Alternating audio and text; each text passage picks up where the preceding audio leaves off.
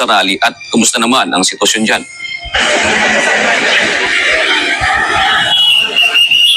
Magandang gabi naman, Jude.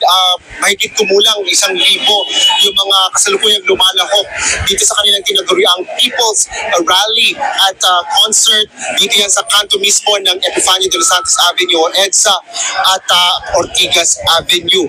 Iba't ibang grupo ang nagsanib puwersa upang iprotesta ang kanilang anilay sinasabing korupsyon at katigwalian sa pamahalaan. Partikular na yan sa ilalim ng administrasyon ni Pangulong Ferdinand Marcos Jr.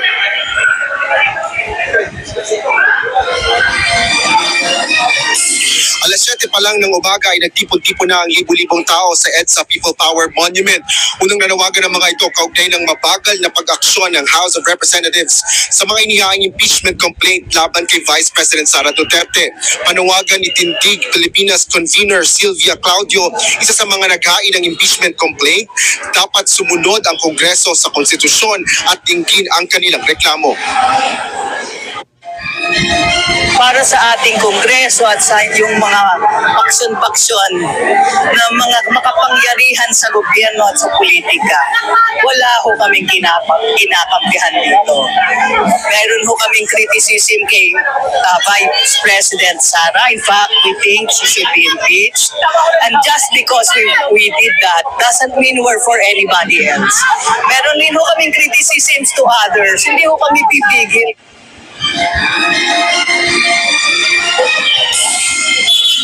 Matapos ang programa sa EDSA White Plains Avenue kaninang tanghali, tumungo naman ang mga ito dito sa kanto ng EDSA at Ortigas Avenue. Para sa ikalawang yugto ng kanilang programa, bukod sa panawagan na pagpapaalis sa pwesto kay VP Sara, ay nais rin nilang panagutin ng mga matataas na opisyal ng pamahalaan.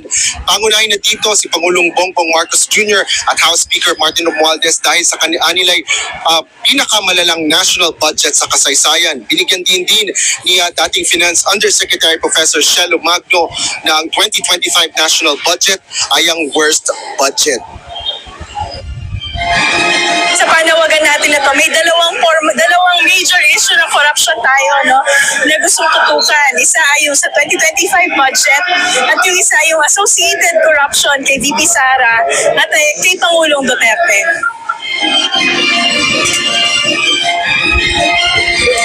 Bunsod ng aktibidad ng mga relihista, bahagyang isinara sa trapiko ang ground level ng kanto ng EDSA at Ortigas Avenue. Makatadaan naman sa mga flyover sa lugar, ngunit pinapayuhan na rin ang mga motorista na dumaan na lang sa alternatibong ruta. Ilang traffic law enforcers ang nangangasiwa sa trapiko sa lugar at nakabantay rin ang mga nasa 2,000 kawani ng Philippine National Police. Ito ay upang mapanatili ang kaayusan at kapayapaan kasabay ng isinasagawang kilos protesta. Walang nahitalang anumang untoward incident ang Philippine National Police ay sinagawang rally sa iba't ibang lugar sa Metro Manila ngayong araw. Ayon kay PNP Public Information Office Chief Police Colonel Randolph Tuanyo, payapa ang naging pagkilos ng ilang militanteng grupo. Ang magandang balita, nananatiling payapa at tahimik yung ginagawang rally sa EDSA. Katunayan sila po ay halos nasa monumento na po.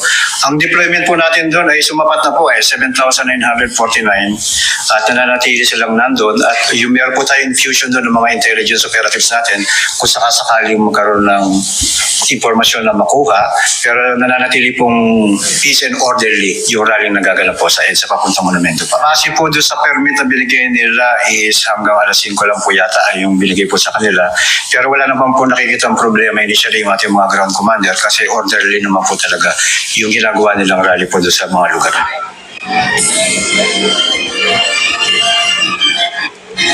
Kabilang sa pinaglalaban ng iba't ibang grupo ay ang impeachment complaint laban kay VP Sara Duterte at korupsyon sa gobyerno. June nakatakdang magtapos ang programa dito sa EDSA Ortigas ng mga relista mamayang alas 8 ng gabi. Yan ang latest dito. Balik sa iyo, June.